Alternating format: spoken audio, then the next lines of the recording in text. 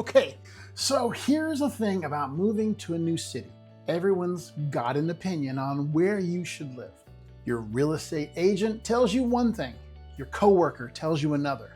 You Google best neighborhoods, and suddenly you think you should live downtown, and then you actually spend a Friday night there, and you're like, oh, I see the problem now.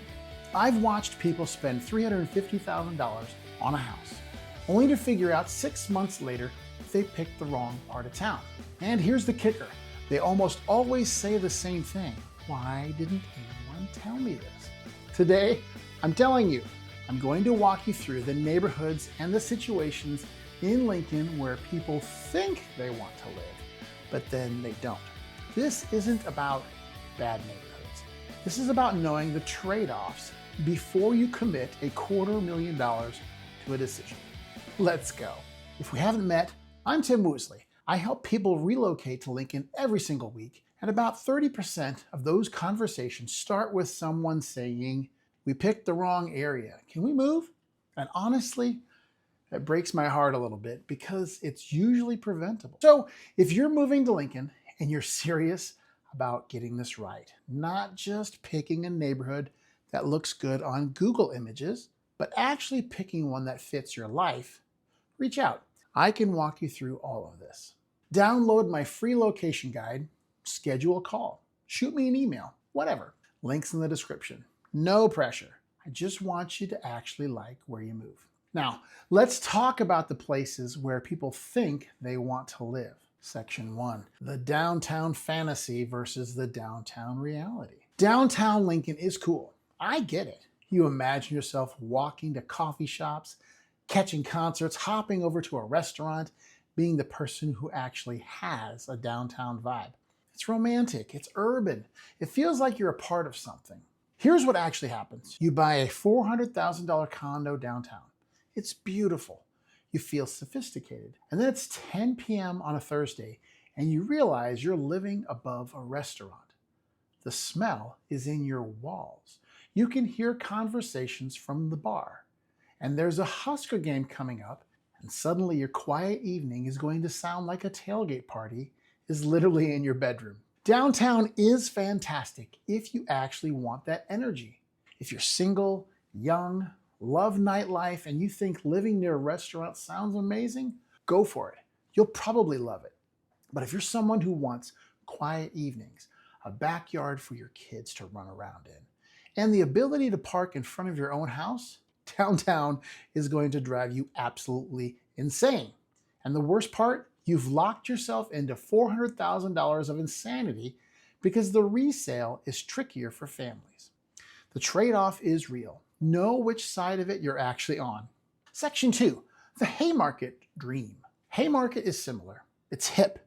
It's got that "I'm part of something cool" energy. Farmers market on Saturday, new restaurants, young professionals everywhere.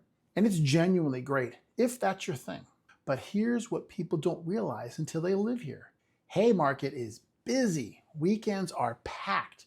Parking can be a nightmare. And if you're not into the whole "let's be in the mix of things all the time" vibe, you're going to be exhausted by October.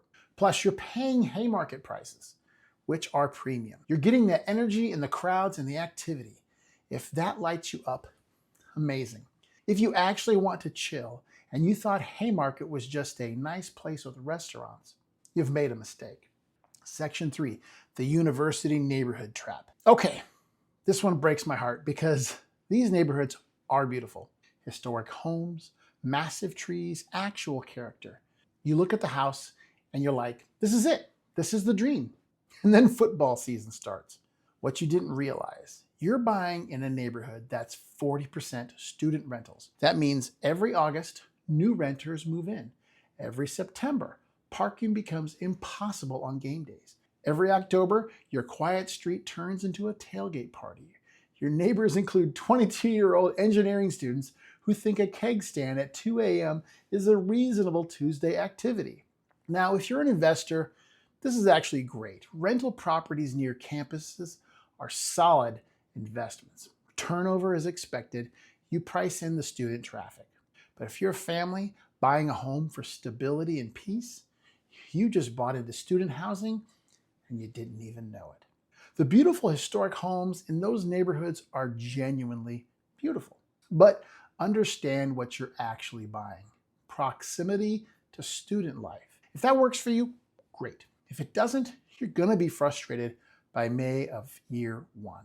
Section 4, the busy road mistake. Here's the one that pisses me off because it's so preventable. People buy homes on busy roads and then act shocked that it's loud. You drive down O Street at 2 p.m. on a Tuesday and you think, oh, this isn't that bad. And then you own a home there and it's 7 a.m. and it sounds like a highway is running through your living room. 27th Street, Cornhusker, Highway 2. These are busy roads. They're necessary, they're important, but they're also loud all day, every day.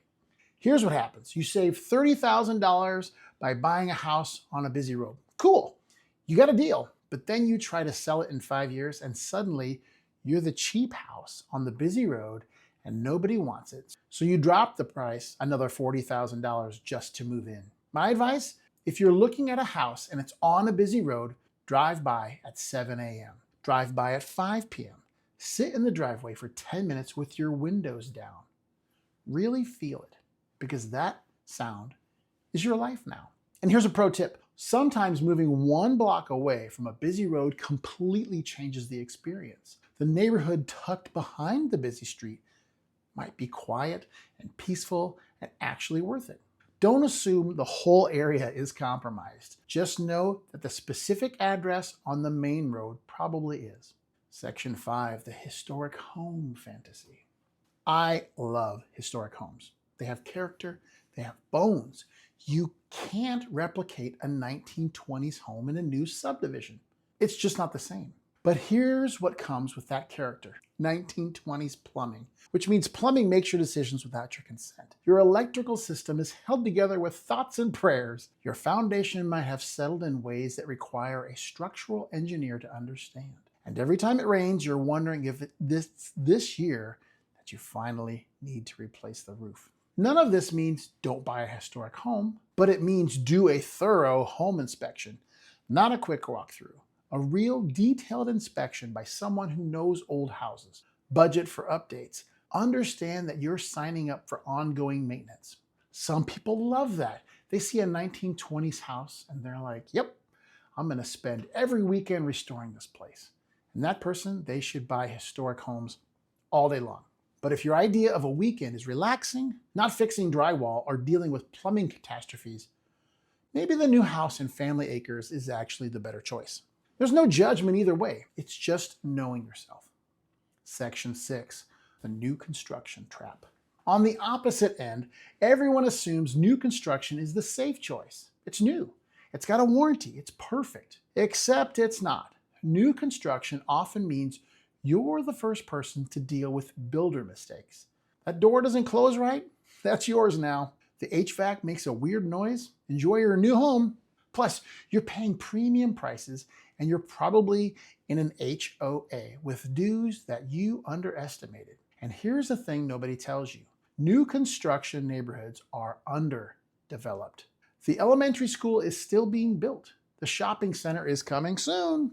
The trees are twigs. In 5 years, it'll be great. But right now, it feels like a construction zone. Plus, special assessments. I've seen new construction homeowners blindsided by HOA special assessments for sidewalks or lighting or whatever. You bought a new home for $380,000 and now you owe an extra $12,000 for neighborhood infrastructure. Not saying don't buy new, just know what you're actually buying.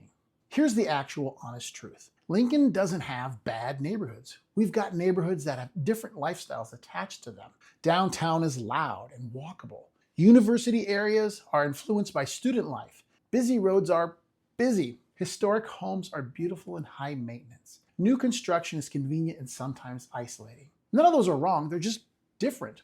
The mistake people make is picking a neighborhood because it sounds good, not because it actually fits their life. So before you look at a single house, do this. Really think about your life. How do you actually want to spend your time? Do you want quiet evenings or activity? Do you work from home or commute? Do you love working on projects or do you want it turnkey? Are you active in the community or do you keep to yourself? Once you know that, the right neighborhood usually becomes obvious. And if you're not sure, that's literally what I do. I help people figure this out. Reach out, we can talk through it. If you watch this and you're like, okay, I know what I don't want, but I'm still not sure what I do want, the next video you need to watch is the 5 best neighborhoods in Lincoln for families. That video breaks down the neighborhoods I actually recommend and why families thrive there. Subscribe while you're at it. I post videos about neighborhoods, the real estate market, what it's actually like to live in Lincoln, all of it, every single week. And seriously, if you're thinking about moving here, reach out. Link is in the description. I help people avoid mistakes for a living. I'd love to help you get it right. I'm Tim Woosley. Let's make sure you actually love where you move. Let's go.